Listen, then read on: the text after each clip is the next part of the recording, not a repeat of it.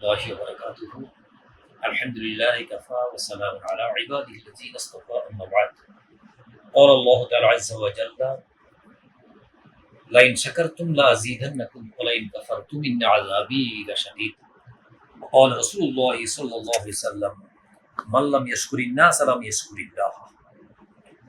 সর্বপ্রথম সেই মনিবের প্রশংসা করছি যিনি আমাদেরকে 2026 সাল বাংলাদেশ হজ বাইতুল্লাহ কাফেলাতে অংশগ্রহণ করে আমরা হজের শেষ প্রান্তে এসে তাওফাবেদার পূর্বক্ষণে আমরা কিছু মনের অভিব্যক্তি এবং কাফেলা সম্পর্কে কিছু ধারণা দেওয়ার জন্য আমাকে কর্তৃপক্ষ বলার কারণে আমি আপনাদের সামনে দাঁড়িয়েছি। তো আমি হলাম, আমার নাম মোহাম্মদ ইসহাক, উপাধ্যক্ষ চাপরাশিয়া ও ফাজিল মাদ্রাসা, নোয়াখালী।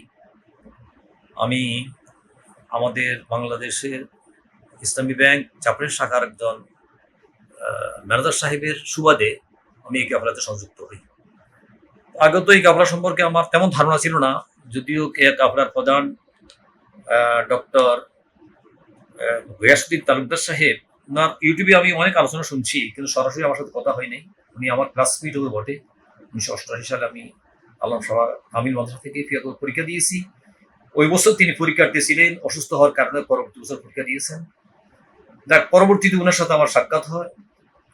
তো আমি এই কাফেলাতে আসতে ফেরে সর্বপ্রথম যিনি এই কাফেলা পরিচালনা করেন, আসলে তার প্রশংসা না করি পারবো না, যেহেতু আল্লাহ বলছেন লাইন শাকারতুম লাযিদান্নাকুম ওয়া লাইন কাফারতুম ইন্না আযাবি লাশাদীদ।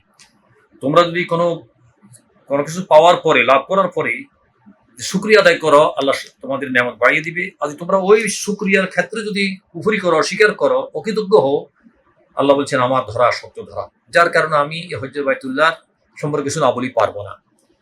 তো আলহামদুলিল্লাহ, আমি প্রথম থেকেই যখন চট্টগ্রাম যাই, সেখান থেকে এ পর্যন্ত আমি যতগুলো ম্যানেজমেন্ট দেখেছি, ওনাদের যে কার্যক্রম দেখেছি, আলহামদুলিল্লাহ সুম্মা আলহামদুলিল্লাহ সন্তোষজনক।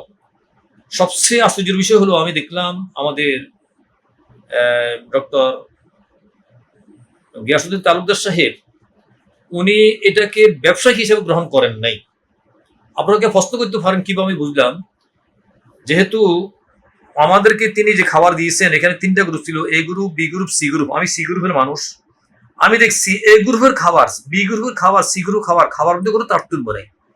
বার্তা আমার মনে হয় এইভাবে এই জন্য করেছেন যে যাতে করে এই কাফেলাতে সি গ্রুপে যারা একটু নিম্নগামী হয়তো অর্থ সামর্থ্যশালী না হয়, তারা একটা অংশগ্রহণ করতে পারে, এই জন্য এই পলিসি।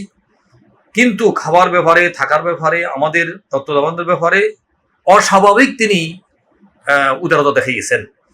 সম্মানিত হুজ্জাজ কেরাম, আমরা প্রথমে এই কথা বলতে চাই, তিনি একটা কথা বলছেন যে আমার মা আমাকে বলছেন, বাবা তুমি কি হজ্জে বাইতুল্লাহর কাজ করবা কি ইনকামের জন্য? যদি ইনকামের জন্য হয় কাজ, তুমি অংশগ্রহণ করিও না। যদি তুমি দ্বীনের প্রসারের জন্য, মানুষের সেবার জন্য, হাজির সেবার জন্য করে থাকো, তাহলে তুমি এই সেবাতে অংশগ্রহণ করো।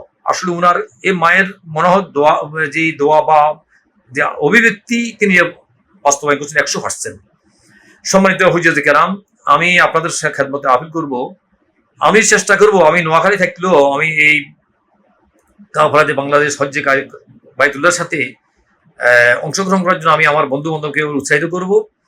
আমি আপনাদেরকেও অনুরোধ করব, এই জন্য যে অনেক কাফেলা আছে, তাদের কষ্টের শেষ নেই। আমাদের সামনে তাদের প্যাকেট দেওয়া হয়েছে, তাদের প্যাকেটের খাবার আর আমাদের খাবারের মধ্যে অনেক ডিফারেন্স। আমাদের প্রতিদিন খাবারগুলো নিত্য নতুন, এবং সেটা আমাদের পারিবারিক খাবারের মতো ছিল। তো এই জন্য আমি এই খাবারের ক্ষেত্রে ওনার অসাধারণ যে নিয়ম তান্ত্রিক পদ্ধতি, এটা জানাইতে হবে, প্রশংসা করতে হবে। দ্বিতীয় নম্বর, ওনার যে লোকগুলো আমাদের জন্য, তিনি আমাদের খেদমতের জন্য তথা হাজী সাহেবদের খেদমতের জন্য রেখেছেন, আলহামদুলিল্লাহ ওনাদের আচার আচরণ ব্যবহার অতুলনীয়, অভাবনীয়। যেগুলো আমার নজরে পড়ছে, আমি যেন বলতে হয় যে যেহেতু আল্লাহ বলছেন শুকরিয়া আদায় করার জন্য। আল্লাহ বলছেন যে ব্যক্তি মানুষের শুকরিয়া আদায় করতে পারে না, সে আল্লাহর প্রশংসা করতে, শুকরিয়া আদায় করতে পারে না। সম্মানিত হুজ্জাজ কেরাম, আল্লাহ পাক জয়ীফুর রহমান, আমরা সবাই আসলে হুজ্জাজ কেরাম বলছি, আর সবাই তো হাজির, পাশাপাশি আল্লাহ পাক আমাদেরকে জয়ীফুর রহমান হিসেবে বলছেন, আমরা আল্লাহর মেহমান। তো আমরা যারা এসছি, এরপরও বলবো আমরা পরস্পর দিয়ে চলতে ফিরতে কথাবার্তায় অনেকের অনেক সমস্যা হয়েছে। আমি হয়তো আপনাদের মনে কষ্ট দিয়েছি, বা কোনো কারণে মনে কষ্ট যেতেই পারে, মানুষ তো আমরা খুলিকাল ইনসানু যায়ীফা, মানুষ তো দুর্বল মানুষ, দুর্বল চিত্তের মানুষ, হঠাৎ করে একটা কথা রাগ হয়ে যায়। তো আমি বিশেষ করে আমার এই কাফেলার যে সকল ভাইরা আছেন আমাকে ক্ষমা দৃষ্টি দেখবেন, আমি আপনাদেরকে ক্ষমা দৃষ্টি দেখছি। আলহামদুলিল্লাহ আমরা সকল ভাই ভাই হিসেবে ছিলাম। বিশেষ করে জসিমউদ্দিন ভাই, আমাদের মহিবুল্লাহ সাহেব এবং জিহাদি সাহেব, এইভাবে মানে যারা আমাদের জন্য খেদমত করেছেন, আমরা ওনাদের সকলের খেদমতে খুবই সন্তুষ্ট।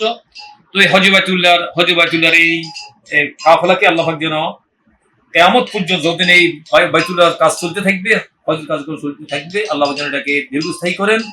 এবং আমরা একে অপরকে যখন মনে করবো যেন দোয়া করতে পারি, কারণ আমরা সবাই ভাই ভাই, কোন ইবাদুল্লাহ ইখওয়ানা, আমরা একে অপরের জন্য দোয়া করবো, নাম না জানলেও বলবো A group, B group, C group, এটা বলি আমরা আমাদের একে অপরের জন্য দোয়া করবো। আল্লাহ আমাদের সকলকে তৌফিক দান করুক। আসসালামু আলাইকুম।